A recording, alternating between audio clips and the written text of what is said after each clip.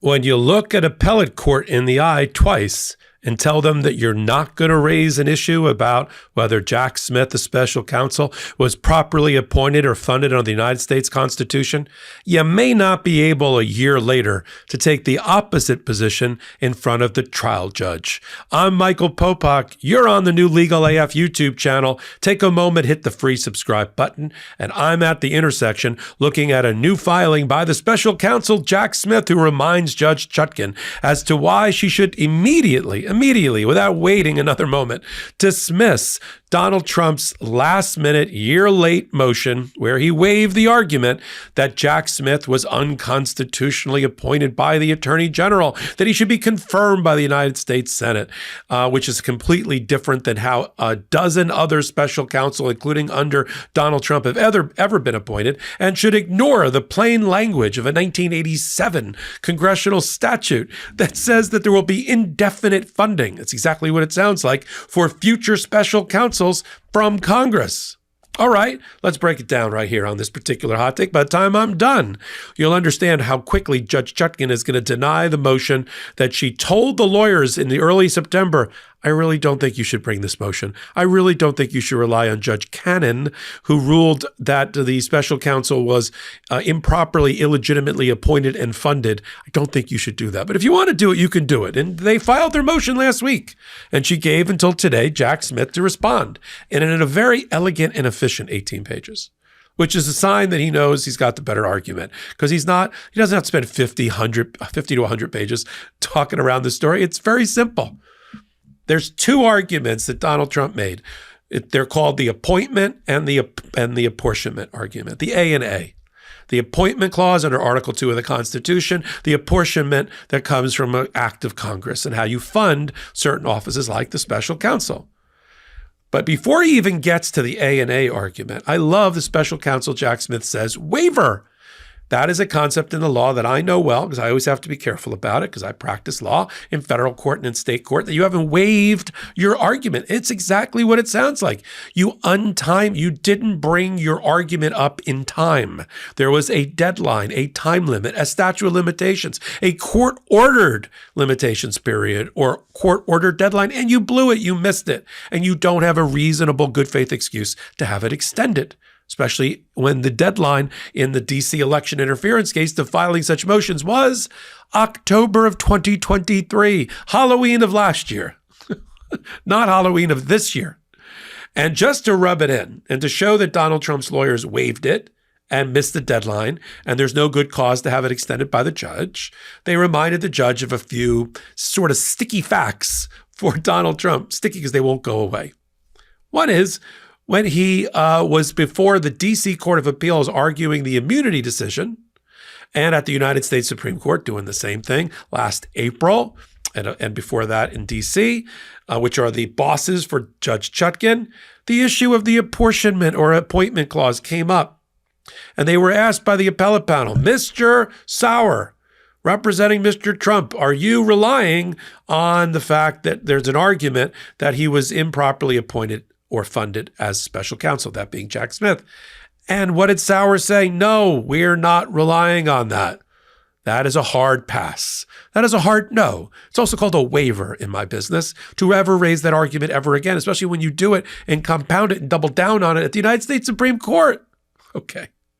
Fast forward. That's not the only waiver argument. To demonstrate that Donald Trump and his lawyers know how to make a deadline about this very same issue when they want to, they said, well, in Mar-a-Lago with Judge Cannon set a deadline to file a motion to dismiss, and they met their deadline, and they filed their deadline. And in that motion to dismiss, buried in there is a section about apportionment and appointment, trying to get rid of the special counsel for being illegitimate and unconstitutional.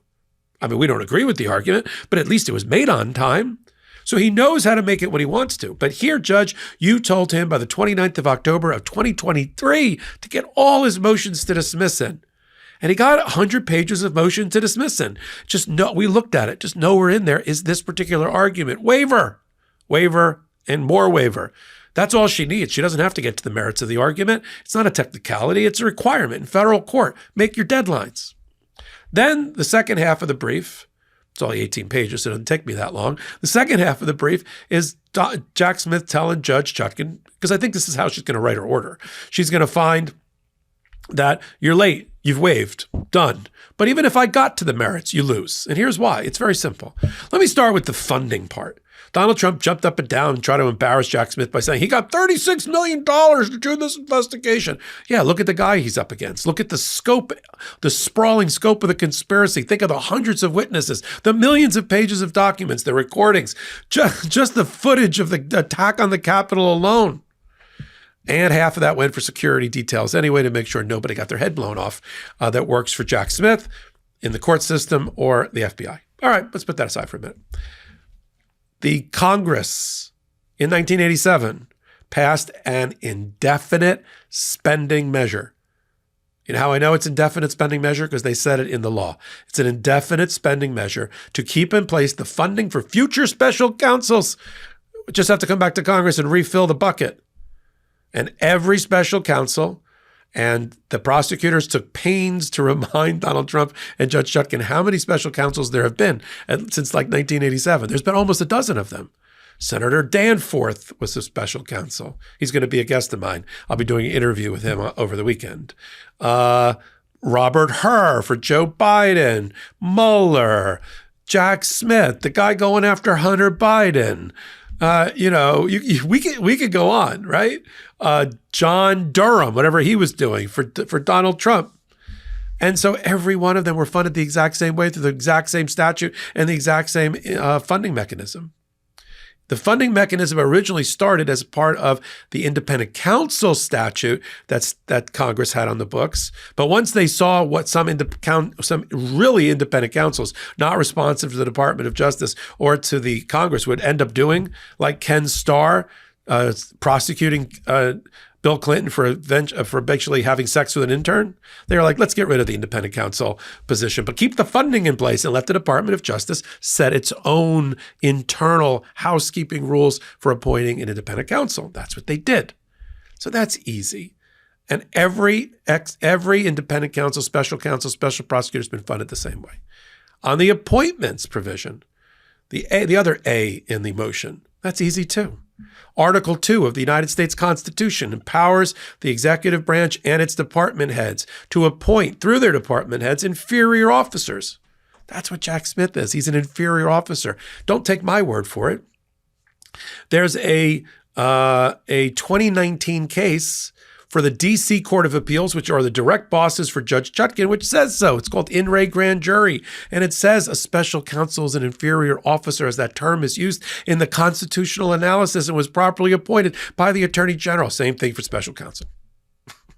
And if you want to go back further, there's a 1974 U.S. Supreme Court case called U.S. versus Nixon, the last criminal president, in which the Supreme Court recognized the legitimacy, authenticity, and the constitutionality of a special prosecutor just like Jack Smith. So you got all that. And then, of course, they go through all the ones that have been appointed. And then my final, like the coup de grace, right? They stuck him like the shiv in the shower in a prison.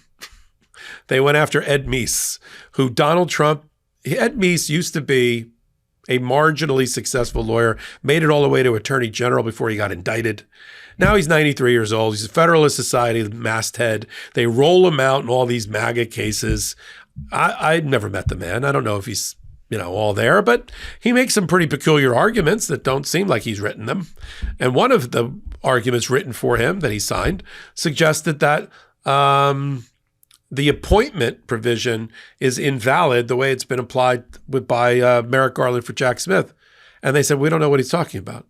Because they said, Ed Meese knows how to appoint a special prosecutor, special counsel. He did it in the Iran-Contra scandal, and he used the exact same language, the exact same statutes to do it. So now he's saying that was all illegitimate. And what about all these special counsels and special prosecutors and all the indictments that happened, been prosecuted and people put in jail related to them? What do you do about them? This is just to show you how quickly Judge Chutkan is going to deny. She doesn't want another brief. I think maybe by the time this hot take goes up, she's going to deny the motion. So she may do it before the election. She doesn't want to deal with the electoral calendar, but if she's ready to issue her order like tomorrow, I think we're going to go up. I think it's going to be denied, and they can all take it up to the United States Supreme Court, because that's where this is heading anyway. Once she makes the immunity decision about whether, and she's going to find that the indictment survives the immunity decision, that's going back to the United States Supreme Court, along with this one, like a little sidecar on a motorcycle. Okay. We're going to follow it all. You're here already on Legal AF, the YouTube channel. Hit the free subscribe button. Help us get to whatever number we're up to now, 300,000 within the first 2 months. I appreciate you. I'm curating this channel at the intersection of law and politics without blowing smoke or sunshine, and bringing you stories just like this one, I don't know, about every half an hour. And I appreciate you being here. So until my next hot take, until my next Legal AF podcast, or on this YouTube channel, I'm Michael Popok, and I am reporting. In collaboration with the Midas Touch Network, we just launched the Legal AF YouTube channel. Help us build this pro-democracy channel where I'll be curating the top stories at the intersection of law and politics. Go to YouTube now and free subscribe at Legal AF MTN. That's at Legal AF MTN.